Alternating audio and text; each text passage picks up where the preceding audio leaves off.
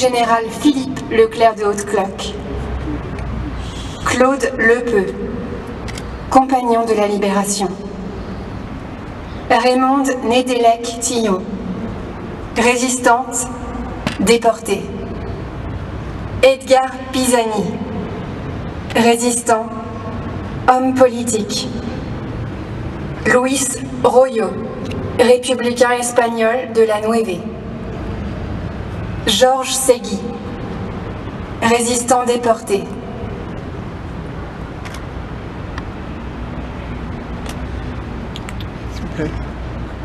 En 2019, la France célébrera le 75e anniversaire de la libération de Paris. 4 années nous séparent de cet anniversaire.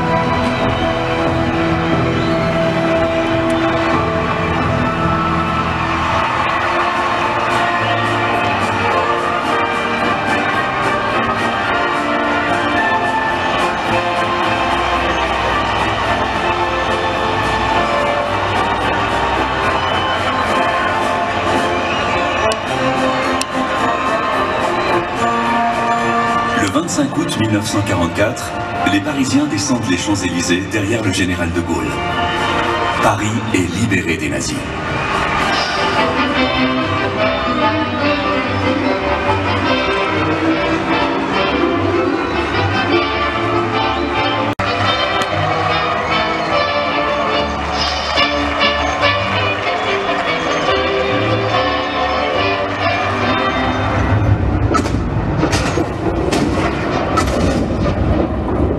Cette histoire a commencé 4 ans plus tôt, au lendemain d'un choc terrible.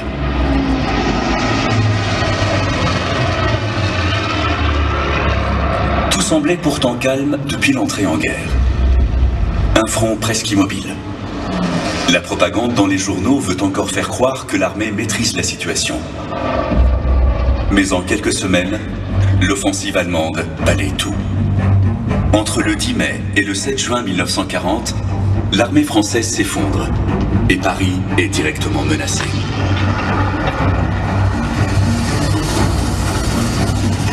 L'aviation ennemie cherche à entraver les mouvements des forces du Reich que protège la DCA.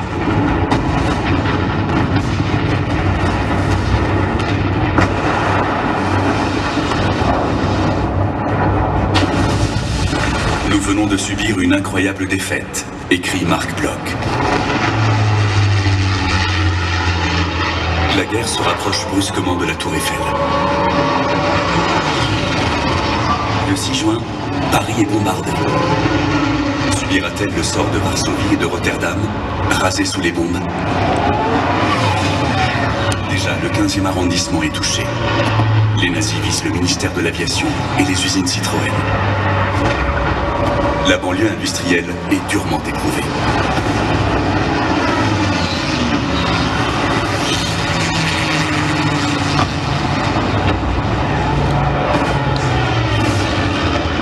La ville se met alors en défense.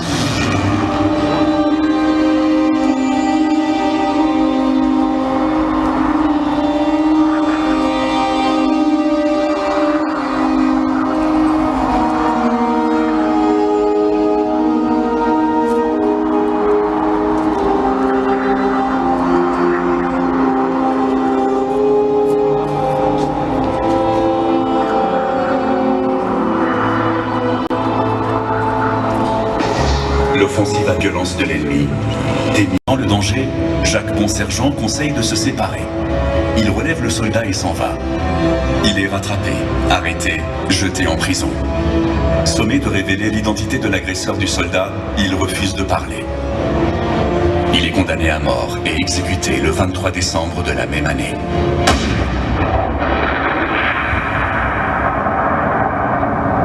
Ces situations intolérables se multiplient.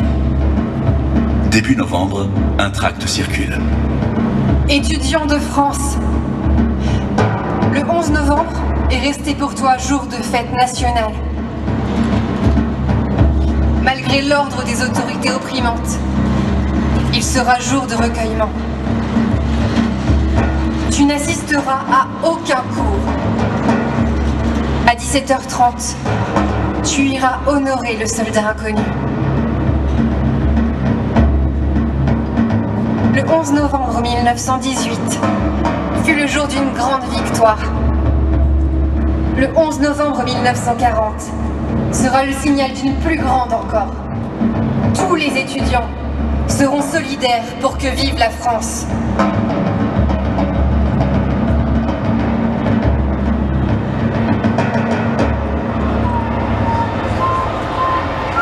Bravant les interdictions, ils sont près de 5000 ce 11 novembre 1940 sur les Champs-Élysées. Lycéens et étudiants de Paris et de banlieue défilent en chantant la Marseillaise. Les troupes allemandes ouvrent le feu et emprisonnent arbitrairement.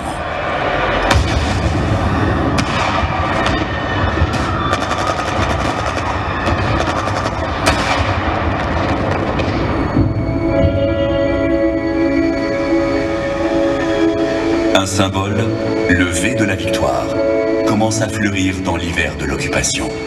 Si tu peux voir détruit l'ouvrage de ta vie et sans dire un seul mot te remettre à rebâtir, si tu peux être dur sans jamais être en rage, si tu peux être brave et jamais imprudent, alors tu seras un homme, mon fils. Au fronton du musée de l'Homme, Paul Rivet, son directeur, affiche le poème de Kipling. Il écrit « Monsieur le maréchal, le pays n'est pas avec vous. La France n'est plus avec vous. » Un groupe actif de résistance se forme autour du musée de l'Homme, avec des femmes comme Germaine Tillon ou Geneviève de Gaulle. D'autres groupuscules s'unissent pour constituer bientôt le mouvement Libération Nord, auquel participe Jean Texier.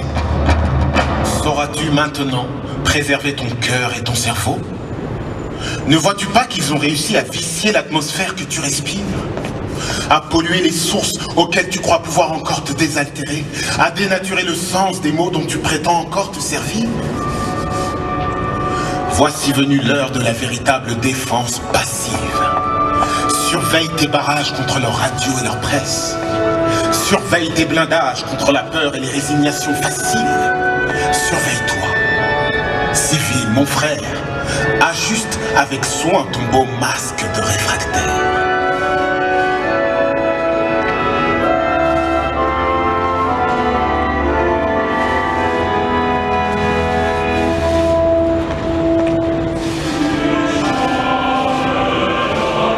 Sur l'absence sans désir, sur la solitude nue, sur les marches de la mort, j'écris ton nom.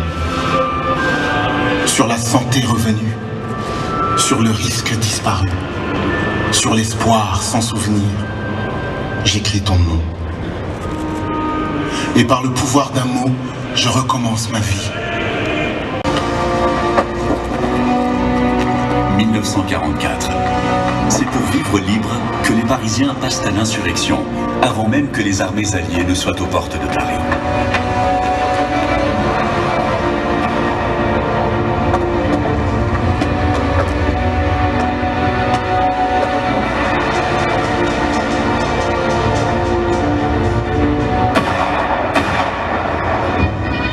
La division du général Leclerc débarque à son tour.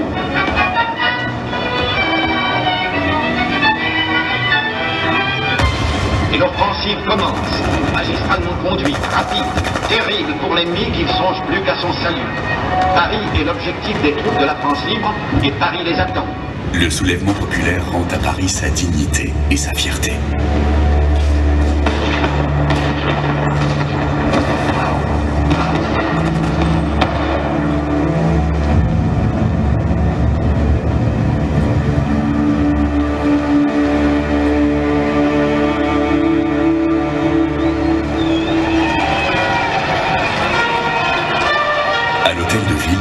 Le général de Gaulle prononce un discours qui rappelle Paris libéré, libéré par lui-même.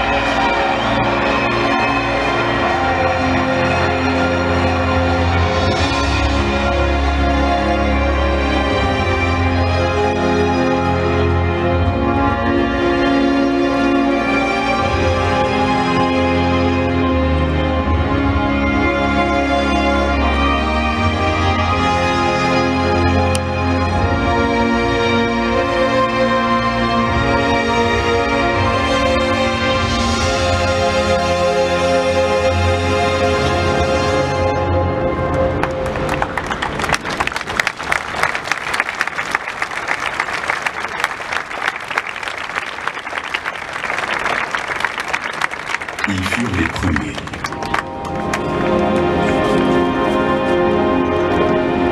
Dans la liesse qui suit les journées du 22 au 25 août 1944, chacun garde en mémoire les visages des héros, anonymes ou célèbres, qui ont maintenu la flamme de la résistance aux heures les plus sombres de notre histoire. Nous ne les oublions pas.